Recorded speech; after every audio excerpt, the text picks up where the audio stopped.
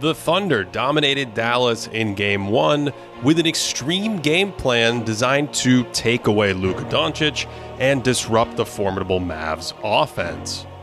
Doncic was held to just 6 of 19 shooting, committed 5 turnovers, while Dallas mustered up a measly 102 points per 100 against Mark Daigneault's athletic defense.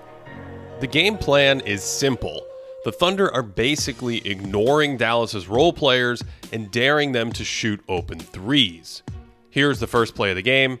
Dallas sets up a pick and roll for Luka, and look at Shai Gilgeous-Alexander. He's 20 feet away from his man to help on the roller. Chet Holmgren recovers to bother Luka, and that means the corner is wide open, but Derrick Jones Jr. isn't a good shooter. Here's another pick and roll a few minutes later. Jalen Williams is guarding Jones in the corner, and as Luka comes off the pick, J-Dub slides over right into the path of the roll man, ignoring Jones and clogging up the paint with bodies. They did this to Josh Green too. Aaron Wiggins is ignoring him here to clog the lane, and when the Mavs reset into pick and roll, Shai is sagged way off Jones.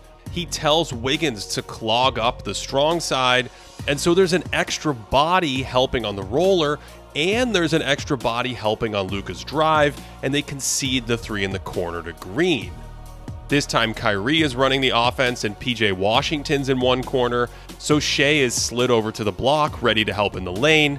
Josh Green's in the other corner, and watch Isaiah Joe leave him to sit in front of that roll man, and with J-Dub hounding Kyrie, he misfires trying to hit the pass. So the Thunder are willing to help off that strong side corner. Shai slides up to meet Kyrie, leaving Washington for a second, and on the backside of that pick and roll, Josh Giddey is pulled way over because, again, they don't care about Jones. So that resets the possession for the Mavs, and it's another pick and roll. And again, Shai leaves Washington all alone in the corner, and Williams is staying near Kyrie instead of splitting the difference because they're daring these shooters to beat them. Normal defenses are hugged out on Dallas's shooters, which gives Luka space to play 2-on-2 deep in the paint. But OKC wants to take away the roll man and Luka's incredible ability to get deep in the paint and use his size to score. So they're creating a traffic jam in the lane by leaving these mediocre shooters and daring them to make a ton of open shots. Look how dialed in the Thunder are to this game plan. Joe is ignoring his man in the corner to come over and muck up the pick and roll. But J-Dub doesn't close out to the corner and leave the dangerous Irving, and sometimes they'll pay a small tax for that. But they also avoid scrambling around in rotation. Wiggins leaves the corner to load up on Luka. They double from the top, and Shai closes out to Green, but Wiggins doesn't care about Jones shooting and recovers to the much better Tim Hardaway Jr. in the corner. And yes, they're leaving the sharpshooting Hardaway to do this because the priority is keeping Luka Ball out of the paint while conceding the lowest quality three-point shot possible.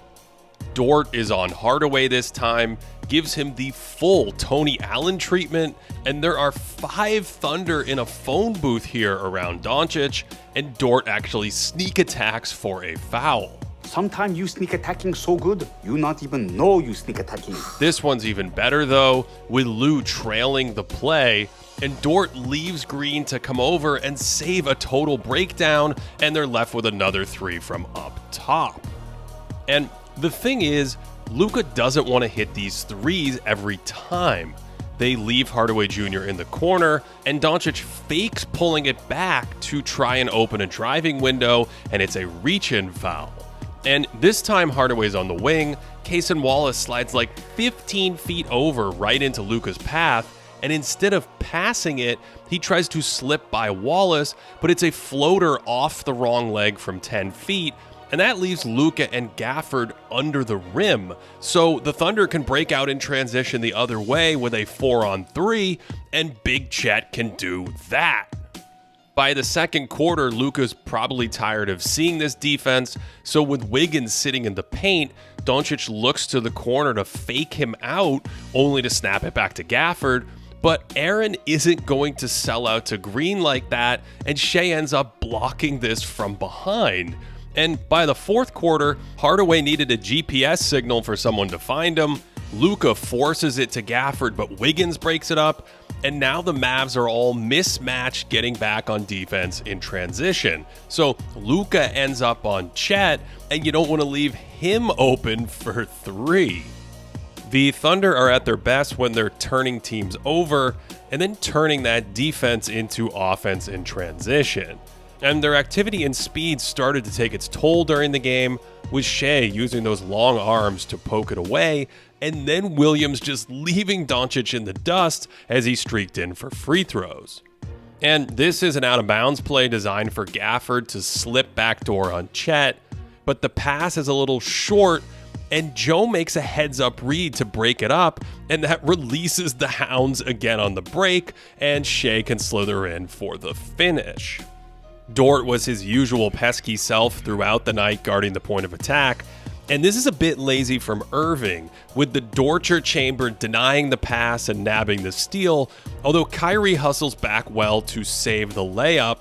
And as a reminder, when the Thunder have to reset their offense, Dallas is stretched out of the paint onto all their shooters, and that leaves room for their big man to roll downhill for a lob.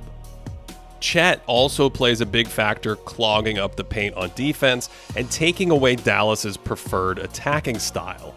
So in the moments where there's some space to work with in the lane, Chet's rim protection shines. There are a bunch of switches here, so Shea doesn't want to leave Gafford, Williams doesn't want to completely ignore Kyrie, and Jones slips free, but Holmgren causes him to bail on the shot. And then on this offensive rebound, none of the Mavs want to shoot around him, and it is another stop. And this time Dante Exum's running pick and roll, Chet's playing the ball and the roll man, and then just inhales the layup. We know Luka loves those lobs to his big men, but Holmgren is fantastic at playing the ball handler and then recovering to defend the lob. And during the regular season, he took that to a new level against Doncic, turning and cleanly blocking Gafford's dunk on this pass. Chet's also versatile enough to switch out onto Luka when need be, so he can't really hunt him, and if Dallas brings the pick way out high, Chet can float out comfortably to meet Luka and then contest that step back three.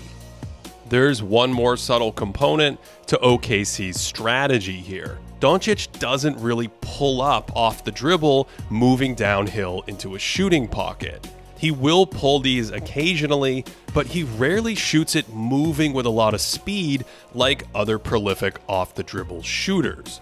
And so Holmgren doesn't have to panic to meet him way out high. He can drop back and play the lob, and if Luka wants to snake into a 17-footer, well, traffic accumulates in the paint, OKC will live with that.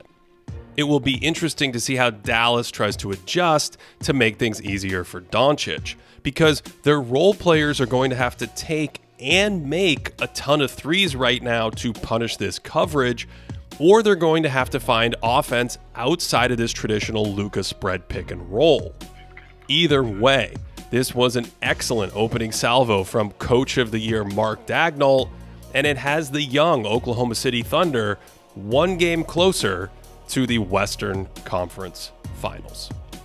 To support this channel, check out patreon.com/thinkingbasketball. That is the best way to directly support us. We also have our playoff leaderboard that updates throughout the postseason. Thanks as always for watching this one, and of course, I hope you are having a great day.